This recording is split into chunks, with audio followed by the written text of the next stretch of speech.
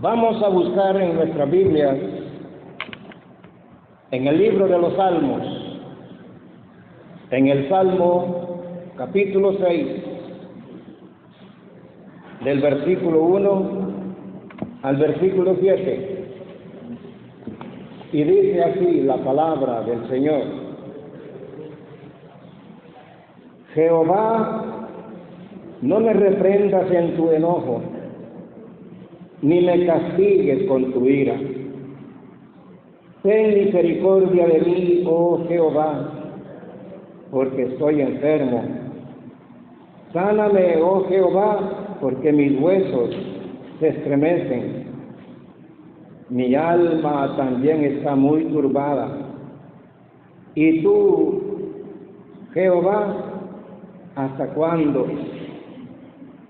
Vuélvete, oh Jehová, libra mi alma, sálvame por tu misericordia, porque en la muerte no hay memoria de ti.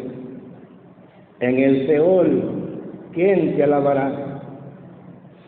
Me he consumido a fuerza de gemir, todas las noches inundo de llanto mi lecho, riego mi cama con mis lágrimas. Mis ojos están gastados de sufrir, se han envejecido a causa de todos mis angustiadores. En el capítulo 102 de este mismo libro de los Salmos,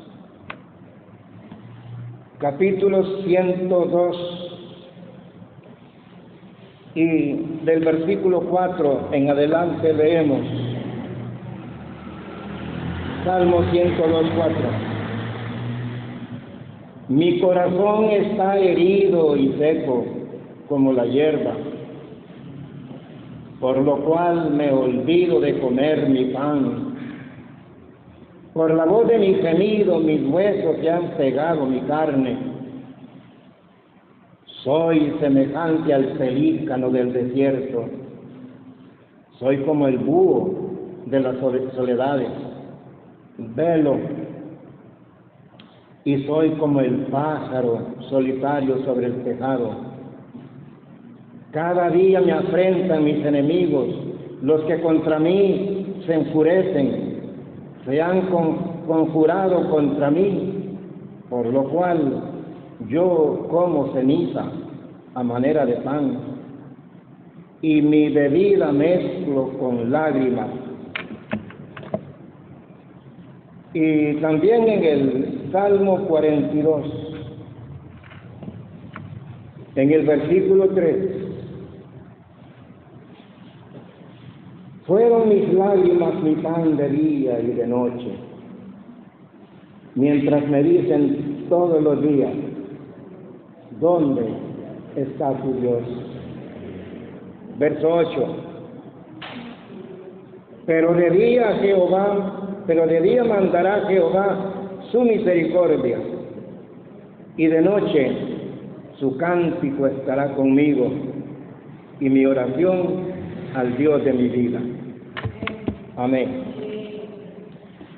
Padre amado, te damos gracias en esta noche, porque nos permites estar aquí para alabar tu nombre, para aprender de tu palabra.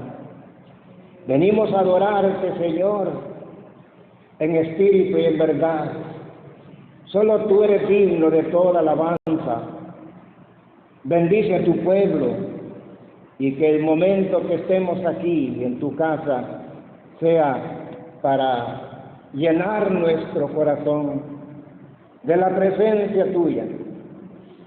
Para adorarte, Señor, estamos aquí en esta noche.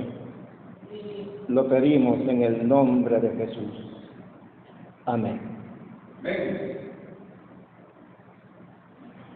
Me han sugerido este tema que voy a dar esta noche: la depresión de los profetas. Y los versículos que hemos leído apuntan a eso, la depresión de los profetas.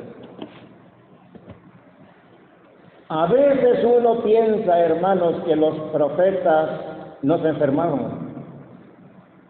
A veces pensamos que los profetas eran como una especie de Superman, invulnerables, que nunca se enfermaban, que nunca les pasaba nada malo, porque eran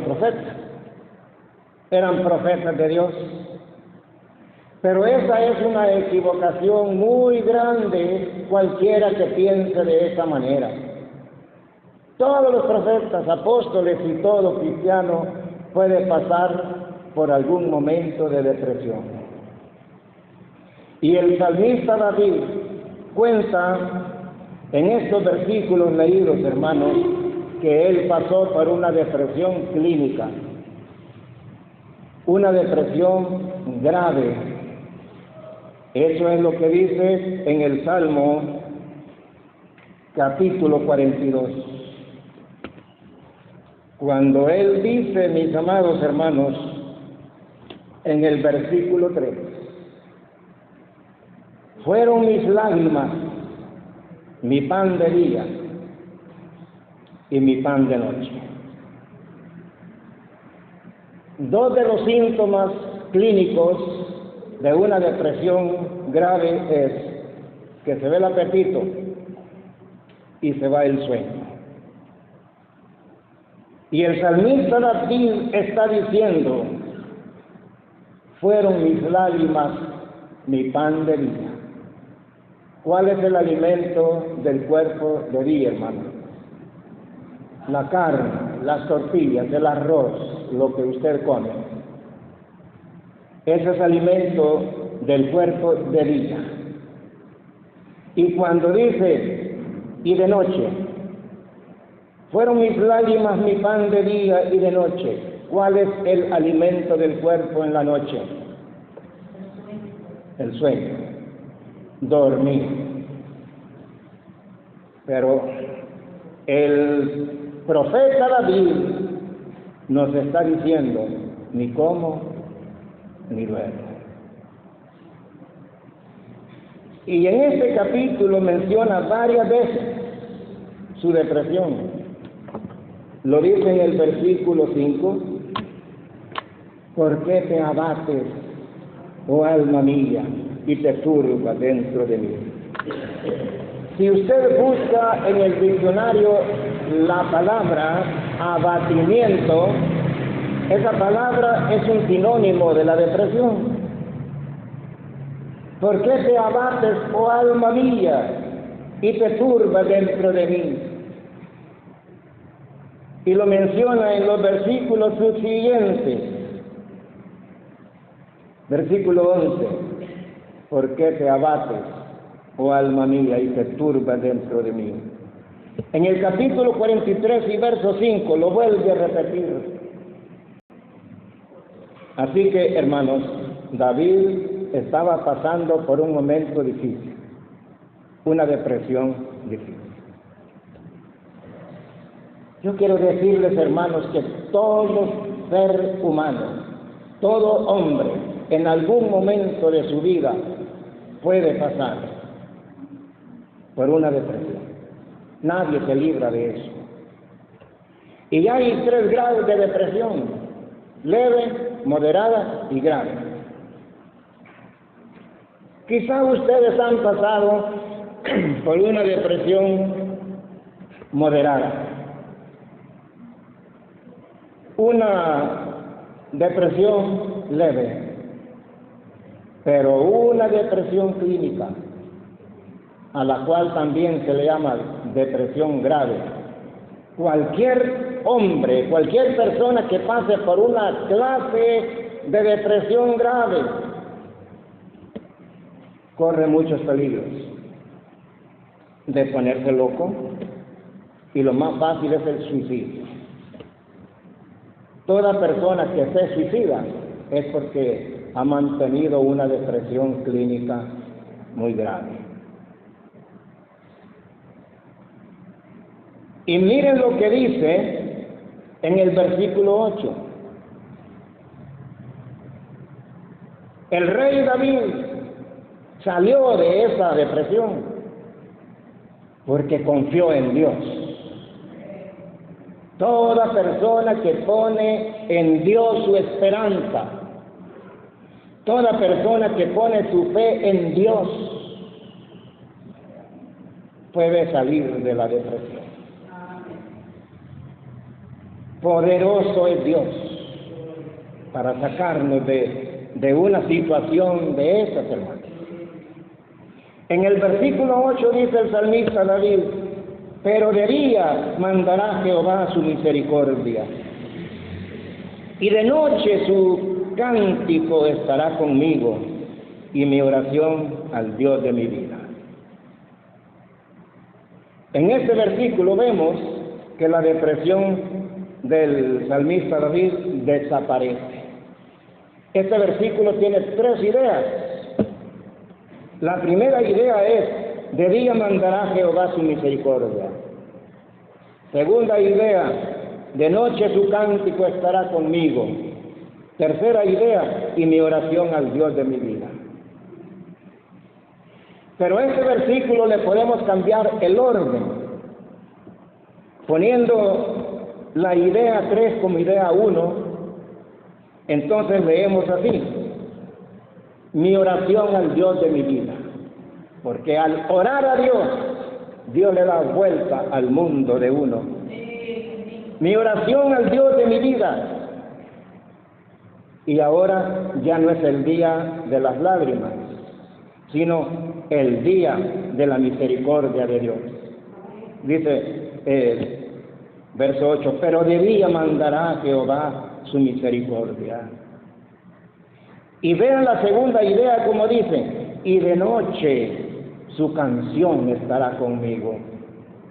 Ya no es la noche de lágrimas, sino la noche del canto.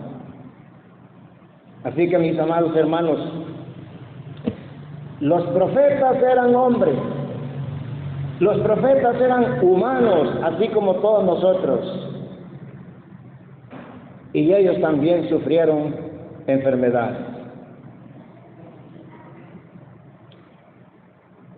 Los síntomas de una depresión grave, hermanos, son fuertes. Uno de los síntomas, ya mencioné 2, no hay hambre ni hay sueño.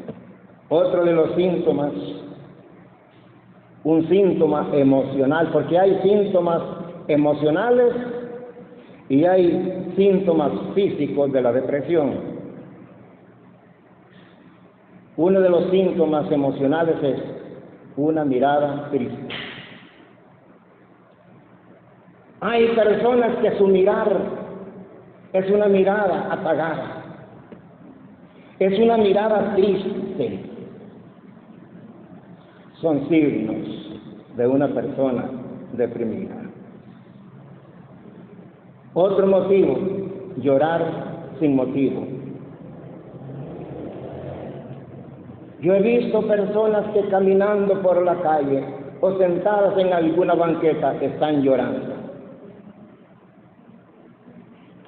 Yo he visto personas que de repente, en un momento inesperado, sueltan el llanto, porque hay una depresión grave. Y la falta de sueño, la falta de apetito y deseo de morir. Los profetas también se deprimieron, hermanos. ¿Y qué es lo que trae la depresión? Una larga enfermedad. La pérdida de uno de los miembros de nuestro cuerpo. Perder un brazo, perder la vista, perder una pierna. Son motivos fuertes, suficientes para caer en una depresión grave o depresión clínica. Pero vemos aquí en el libro de Job a un hombre que lo tenía todo. Tenía riqueza, tenía sus hijos, tenía su esposa, pero de la noche a la mañana lo perdió todo. Perdió a sus 10 hijos. Perdió todas sus posesiones materiales. Y a su esposa la perdió también. Psicológicamente perdió a su esposa. Porque cuando la mujer de Job le dice maldice a Dios y muérete, la mujer de Job sabía que maldecir a Dios era una muerte segura, una muerte inmediata. Pero Job reprendió a su propia esposa. ¿Cómo le dijo? Como suele hablar cualquiera de las mujeres fatuas, has hablado. ¿Qué le dijo? ¿Recibiremos el bien de Dios y el mal no lo recibiremos? Satanás le aseguró a Dios, quítale todo lo que tiene y verás si no blasfema, y en tu propia presencia. Y Dios, hermanos, dejó en las manos de Satanás la vida de Job. Y se lo quitó todo. Pero el siervo Job, hermanos, no maldijo a Dios, no blasfemó de Dios, aun cuando Satanás pensaba que lo podía hacer, pero no lo hizo. ¿Saben qué sí hizo Job? Maldecir su día. Maldijo el día de su nacimiento. Ahí está en capítulo 3 del libro de Job. Y como ya lo dije, todo hombre que cae en una depresión clínica, su deseo principal es morir. Y eso es lo que pide Job en el capítulo 3 del libro de Job. Él quiere morir, ya no quiere vivir. Dice pues, después de esto abrió Job su boca y maldijo su día. Y exclamó Job y dijo, perezca el día en que yo nací. Y la noche en que se dijo, varón es concebido. Sea aquel día sombrío, y no cuide de él Dios desde arriba, ni claridad sobre él resplandezca. A fe en las tinieblas y sombra de muerte, repose sobre él nublado, que lo haga horrible como día caliginoso. Ocupe aquella noche la oscuridad, no sea contada entre los días del año, ni venga en el número de los meses. Oh, que fuera aquella noche solitaria, que no viniera canción alguna en ella. Maldíganla los que maldicen el día, los que se apresan para despertar a Leviatán. Oscurezcanse las estrellas de su alba, espere la luz y no venga, ni vea los párpados de la mañana. Y si ustedes siguen leyendo, hermanos, en el capítulo 3 de Job, por ejemplo, en el versículo 11 dice, ¿por qué no morí yo en la matriz? ¿O expiré al salir del vientre?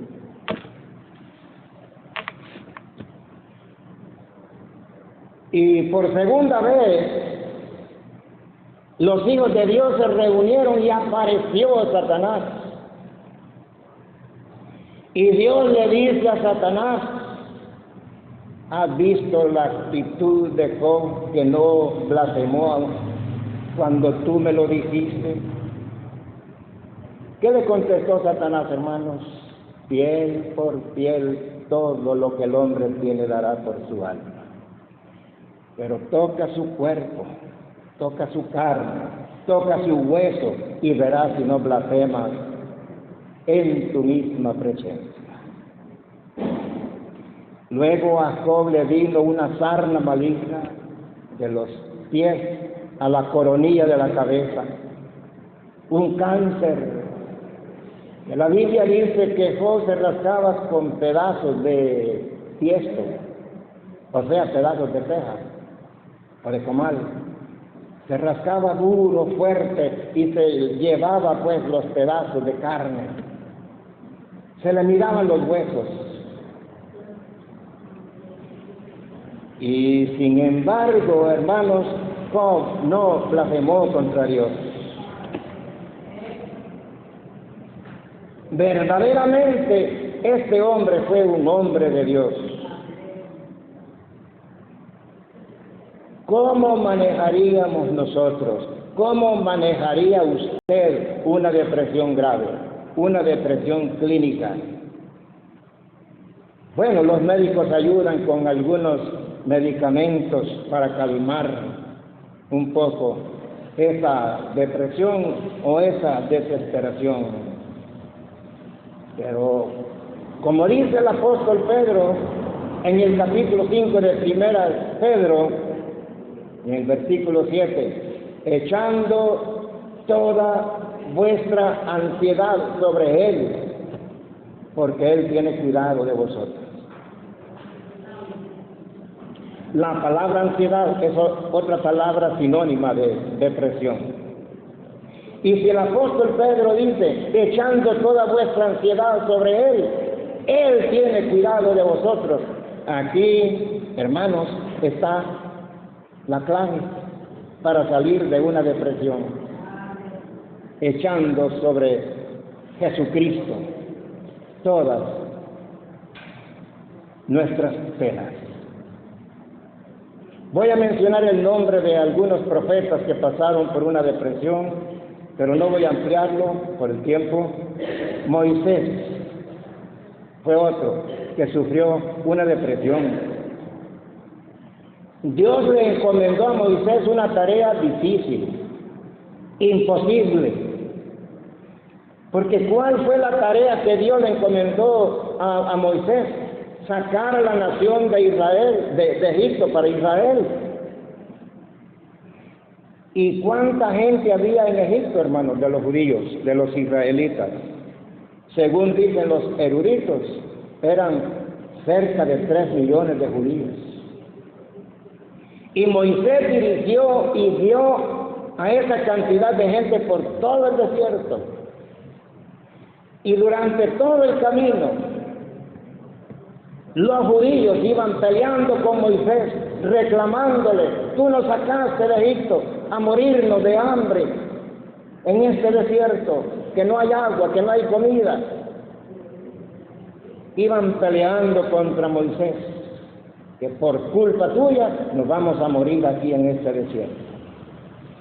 Entonces, en Números capítulo 11 y versículo del 11 en adelante, Moisés le dice a Dios, si esto estás haciendo conmigo, mejor quítame la vida.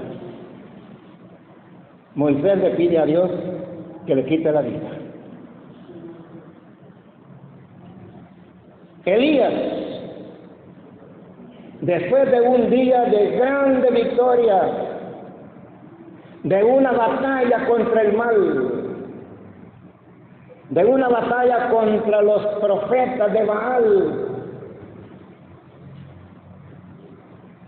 Elías retó a los 450 profetas de Baal y a los 400 profetas de Acera, que se reúnan en un lugar y que cada quien despedace un toro y orar. Y el Dios que conteste con fuego, que ese sea Dios. Entonces le dio la oportunidad primero a los profetas de Baal y pasaron desde las 9 de la mañana hasta las 3 de la tarde clamando a su Dios Baal. Y como el Dios Baal no les contestaba, ellos para apresurar a Baal que contestara, se cortaron su cuerpo con cuchillos. Sangraban por todos lados. Se llegó a las 3 de la tarde y Baal no respondió. Elías se burlaba de ellos. Clamen más fuerte porque Dios es. Tal vez está dormido, tal vez va de camino. Pero no contestó el Dios Baal. ¿Saben ustedes por qué no contestó Baal, hermano? Porque no era Dios.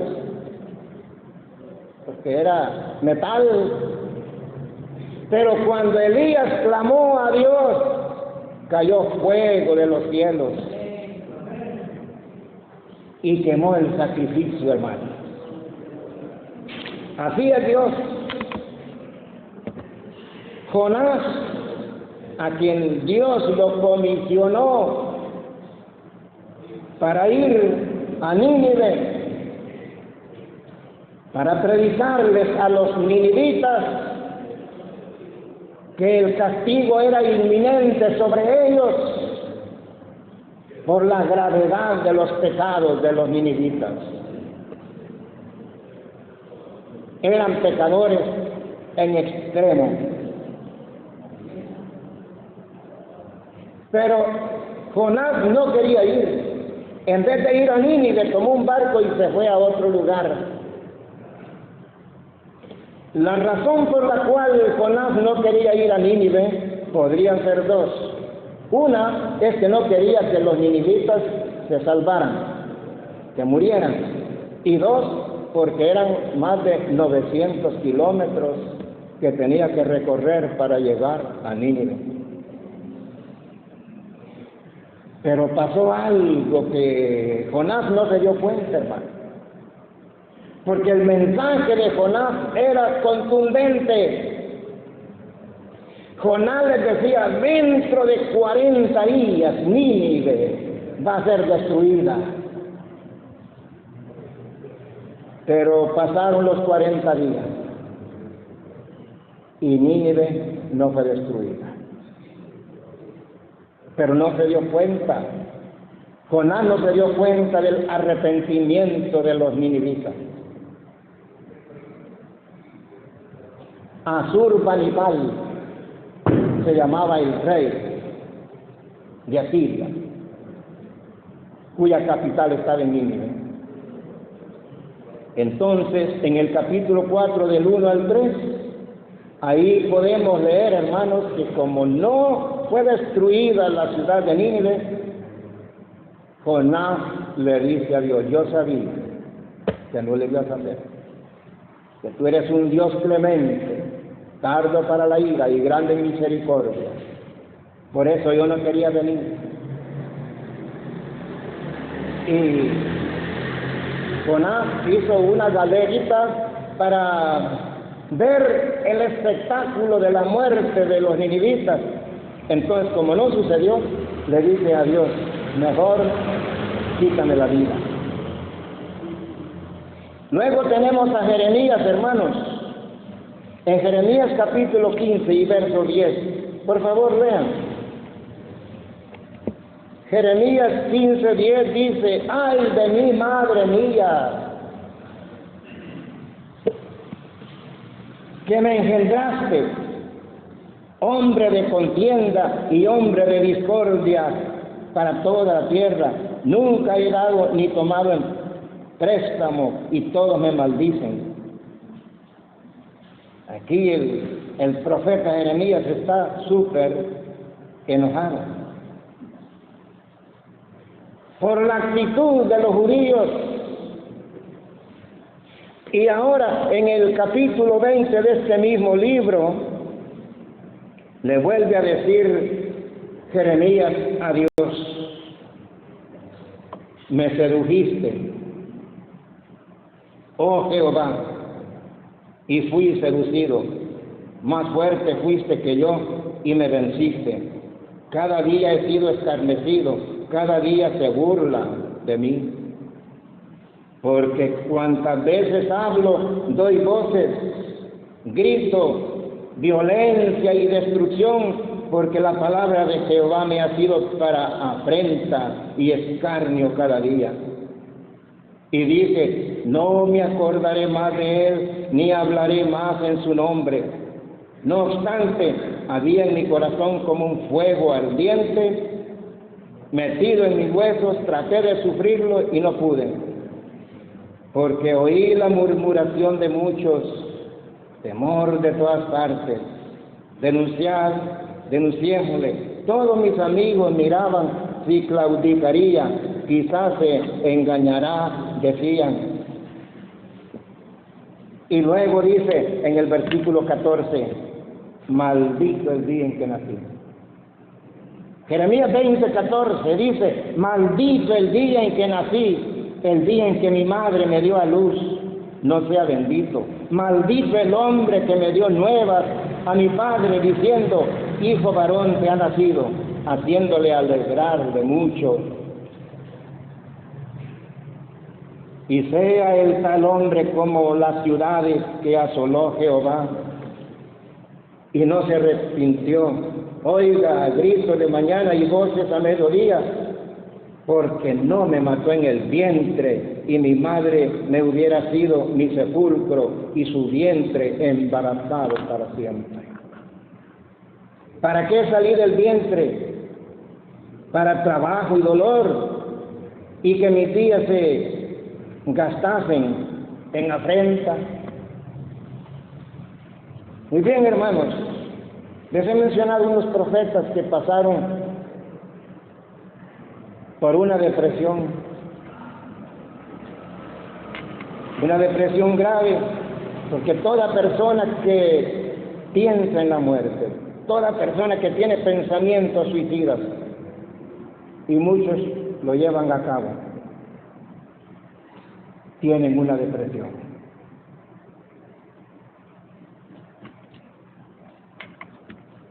Ahora,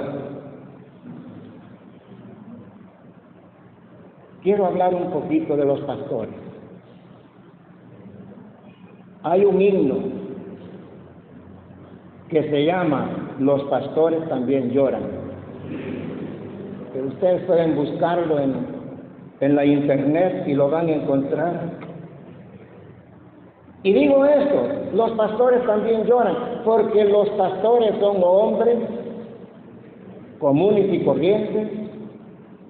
Los pastores somos iguales como todos los hombres. Ningún pastor tiene que ser puesto en un pedestal.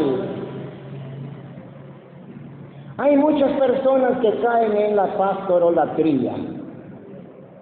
Y esa prohibición es para aquellos que hacen ídolos, que adoran imágenes. Quiero decirles, lamentablemente, que en el pueblo de Dios y en muchas iglesias hay hermanos que idolatran al pastor. Cuando viene un famoso cantante a Guatemala, a Zacapa o a Chiquimula, y peor que es así, hay personas que lo buscan y quieren una foto a la par del artista.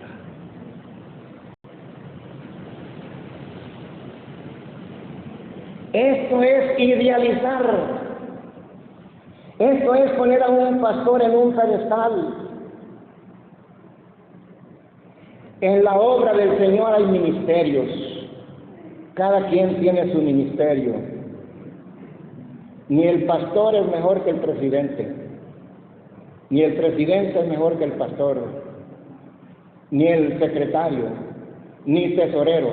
Todos somos siervos de Dios y cada quien ha recibido una función que hacer en la obra del Señor. Y todos somos importantes. Y hay pastores que se consideran mejor que los miembros, pero los miembros tienen la culpa, porque piensan que el pastor es un superhombre. Piensan que los pastores son diferentes a nosotros. No, hermanos, somos humanos, nos enfermamos, lloramos. Los miembros y el pastor son la misma clase,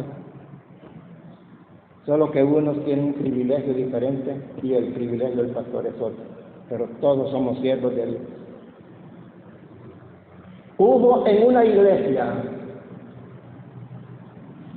en esas iglesias que nombran apóstoles,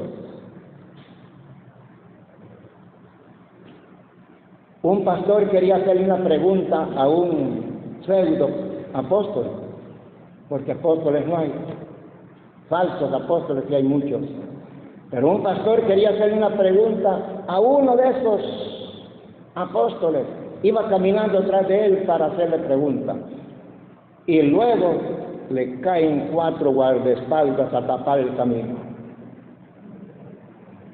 y le dicen: no te acerques, porque este apóstol está lleno de la unción del Espíritu, y si lo tocas, te puede matar, puedes morir. Han idealizado tanto a los apóstoles que los creen superiores aún que los mismos apóstoles que nombró Cristo, hermanos. Los apóstoles modernos creen ser mejores que Pedro, que Pablo. Para los apóstoles modernos, un pastor no es nada. Ellos miran al pastor como que no valiera nada. Se han llenado de soberbia, de orgullo. Y ese es el grave pecado que podrían cometer algunos pastores en las diferentes iglesias, creerse que son mejores que los miembros, mejores que los demás. Y como ustedes saben, yo no estoy hablando palabras de mi propia cuenta, yo les doy base bíblica. Busquen Gálatas capítulo 4. En Gálatas capítulo 4, hermanos, encontramos esto que les estoy diciendo. De miembros de las iglesias que ponen en un pedestal al pastor, los idealizan, una pastolatría, una idolatría. Miren lo que dice el apóstol Pablo, pues, ahí en Gálatas, en el capítulo 4 y versículo 13. Pues vosotros sabéis que a causa de una enfermedad del cuerpo os anuncié el evangelio al principio. Y no me despreciasteis, ni desechasteis por la prueba que tenía en mi cuerpo. Antes bien me recibisteis como a un ángel de Dios. ¿Sí? Los hermanos de Galacia, cuando llegó el apóstol Pablo a ministrar la palabra a la iglesia de Galacia, lo recibieron como un ángel de Dios. ¿Y qué más dice? Y como a Cristo. Me recibiste como a Cristo mismo. ¿Dónde pues está esa satisfacción que experimentáis? Porque os doy testimonio de que si hubieseis podido, os hubieras sacado vuestros propios ojos para dármelo. El apóstol Pablo padeció una enfermedad de la vista. Y los cristianos de Galacia, si en aquel tiempo hubiera sido posible poner córneas, poner un trasplante de órganos, los de Galacia le hubieran dado los ojos. Así dice Pablo. Y luego en el versículo 16 dice: me he hecho vuestro enemigo por decirles la verdad, porque tienen celo por vosotros, pero no para bien, sino que quieren apartaros de nosotros para que vosotros tengáis celo por ellos. Bueno, el caso es, hermanos, que aquí en estos versículos vemos 3 niveles de la madurez espiritual. Así como cronológicamente hay un nivel de edades, cronológicamente hay niños, adolescentes y maduros. Pero en la vida espiritual también se ve igual. Las iglesias evangélicas están llenas de niños espirituales. Las iglesias evangélicas están llenas de adolescentes espirituales. Y también hay maduros.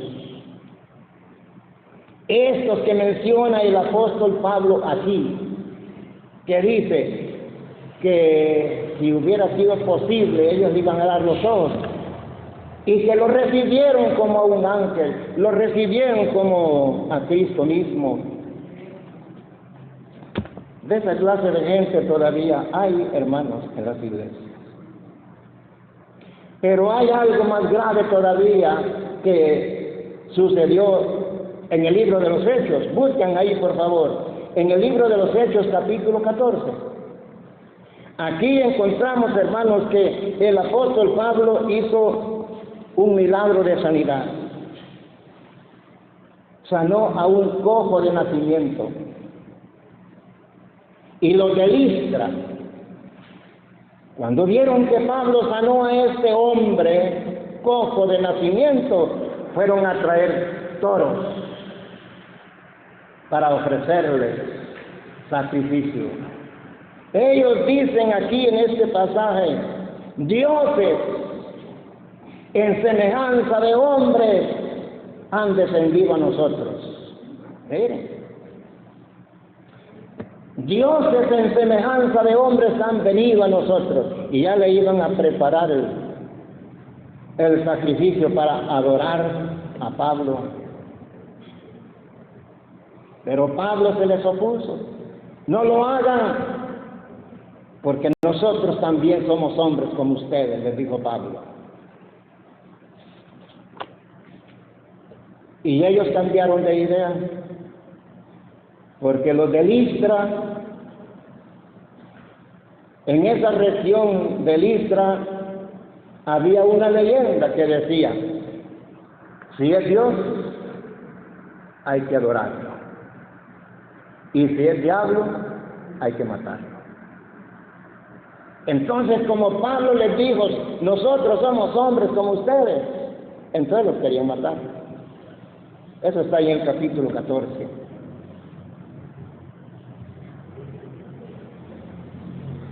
Mis amados hermanos, hay gentes que idolatran, que ponen a un pastor en las nubes, y si el pastor acepta esa adoración, esa veneración, porque fíjense que ni los ángeles aceptaron adoración de Juan. Pablo no permitió sacrificio de animales para ellos. Y si un pastor acepta que los hermanos lo tengan de una manera, si el pastor acepta eso, no hay cosa más peligrosa para un pastor. Lo mandan al infierno, hermano. Lo mandan al infierno. Así que tengo un punto más, pero no lo voy a tocar. Todo lo que el apóstol Pablo tuvo que sufrir como hombre de Dios por predicar la palabra de Dios. El tema central de esta noche, pues, es la depresión de los profetas y la depresión de los pastores también, porque hay muchos pastores que verdaderamente están sufriendo. No todos, pero una gran cantidad de pastores. Pastores donde llegan a pastorear a una iglesia y lo que le ofrecen es una ofrenda, no es un salario. Y se quedan allí por amor a la obra. los pastores también lloran. Tienen momentos difíciles, como familia, como persona. Que Dios les bendiga.